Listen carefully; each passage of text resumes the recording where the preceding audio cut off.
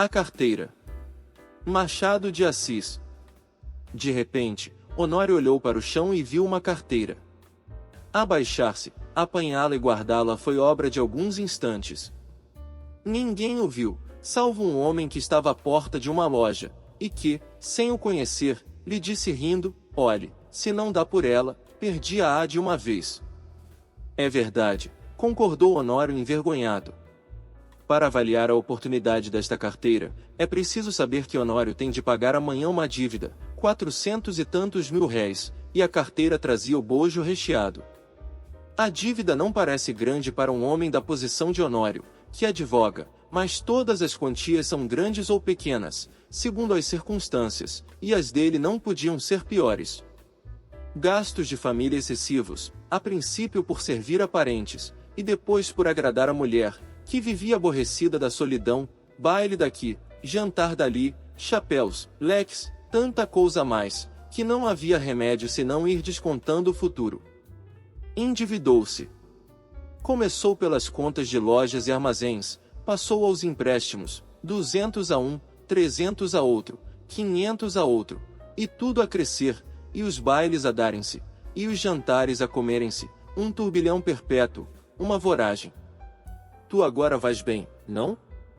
dizia-lhe ultimamente o Gustavo C., advogado e familiar da casa. "Agora vou", mentiu Honório. A verdade é que ia mal poucas causas, de pequena monta, e constituintes remissos. Por desgraça perderá ultimamente um processo, sem que fundara grandes esperanças. Não só recebeu pouco, mas até parece que ele lhe tirou alguma coisa à reputação jurídica. Em todo caso, andavam ofinas nos jornais. Dona Amélia não sabia nada, ele não contava nada à mulher, bons ou maus negócios.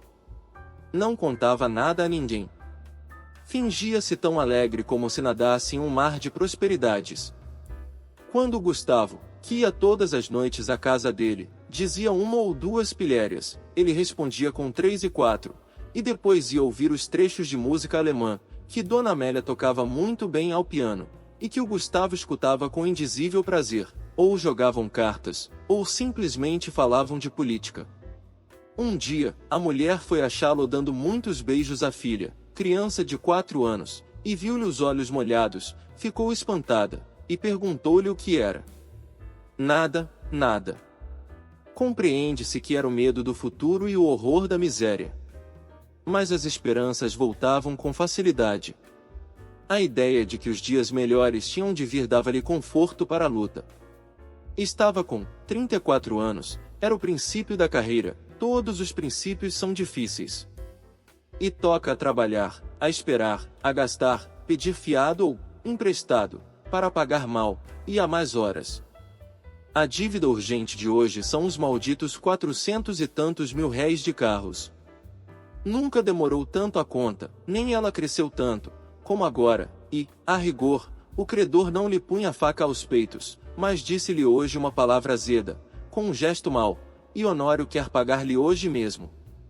Eram 5 horas da tarde. Tinha-se lembrado de ir a um agiota, mas voltou sem ousar pedir nada.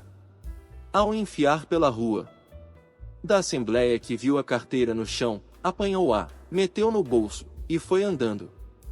Durante os primeiros minutos, Honório não pensou nada, foi andando, andando, andando, até o Largo da Carioca.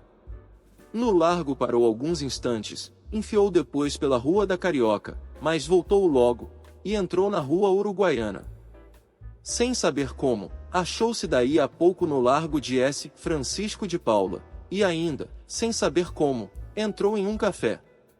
Pediu alguma coisa e encostou-se à parede, olhando para fora. Tinha medo de abrir a carteira, podia não achar nada, apenas papéis e sem valor para ele.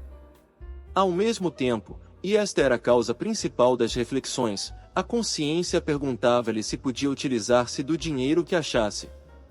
Não lhe perguntava com o ar de quem não sabe, mas antes com uma expressão irônica e de censura. Podia lançar mão do dinheiro, e ir pagar com ele a dívida?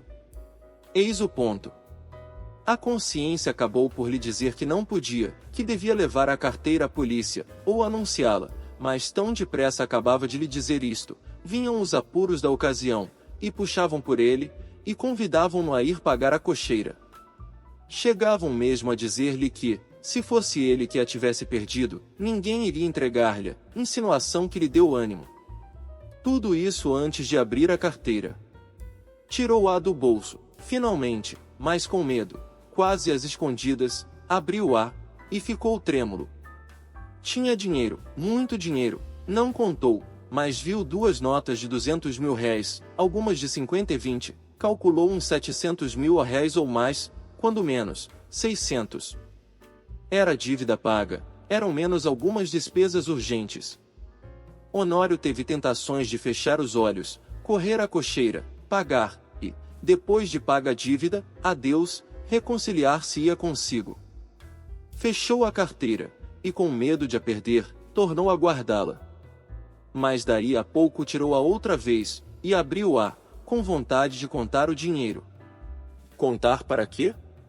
Era dele? Afinal venceu-se e contou. Eram 730 mil réis. Honório teve um calafrio. Ninguém viu, ninguém soube. Podia ser um lance da fortuna, a sua boa sorte, um anjo.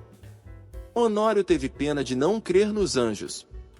Mas por que não havia de crer neles? E voltava ao dinheiro, olhava, passava-o pelas mãos, depois, resolvia o contrário, não usar do acha do, restituí-lo. Restituí-lo a quem? Tratou de ver se havia na carteira algum sinal. Se houver um nome, uma indicação qualquer, não posso utilizar-me do dinheiro, pensou ele. Esquadrinhou os bolsos da carteira.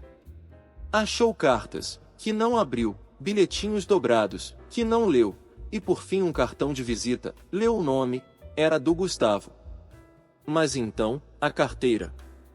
Examinou-a por fora, e pareceu-lhe efetivamente do amigo. Voltou ao interior, achou mais 2 cartões, mais 3, mais 5. Não havia duvidar, era dele. A descoberta entristeceu-o. Não podia ficar com o dinheiro, sem praticar um ato ilícito, e, naquele caso, doloroso ao seu coração porque era em dano de um amigo. Todo o castelo levantado esboroou-se como se fosse de cartas. Bebeu a última gota de café, sem reparar que estava frio. Saiu, e só então reparou que era quase noite. Caminhou para casa.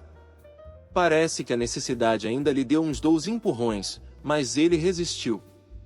Paciência, disse ele consigo, verei amanhã o que posso fazer.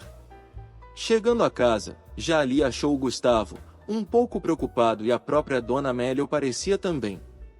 Entrou rindo, e perguntou ao amigo se lhe faltava alguma coisa. Nada. Nada? Por quê? Mete a mão no bolso. Não te falta nada? Falta-me a carteira, disse o Gustavo sem meter a mão no bolso. Sabe se alguém a achou? Achei-a eu, disse Honório entregando-lhe. Gustavo pegou dela precipitadamente, e olhou desconfiado para o amigo. Esse olhar foi para Honório como um golpe de estilete, depois de tanta luta com a necessidade, era um triste prêmio. Sorriu amargamente, e, como o outro lhe perguntasse onde a achará, deu-lhe as explicações precisas. Mas conheceste-a? Não, achei os teus bilhetes de visita.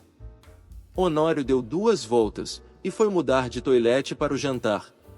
Então Gustavo sacou novamente a carteira, abriu-a, foi a um dos bolsos, tirou um dos bilhetinhos, que o outro não quis abrir nem ler, e estendeu-o a dona Amélia, que, ansiosa e trêmula, rasgou-o em 30 mil pedaços, era um bilhetinho de amor.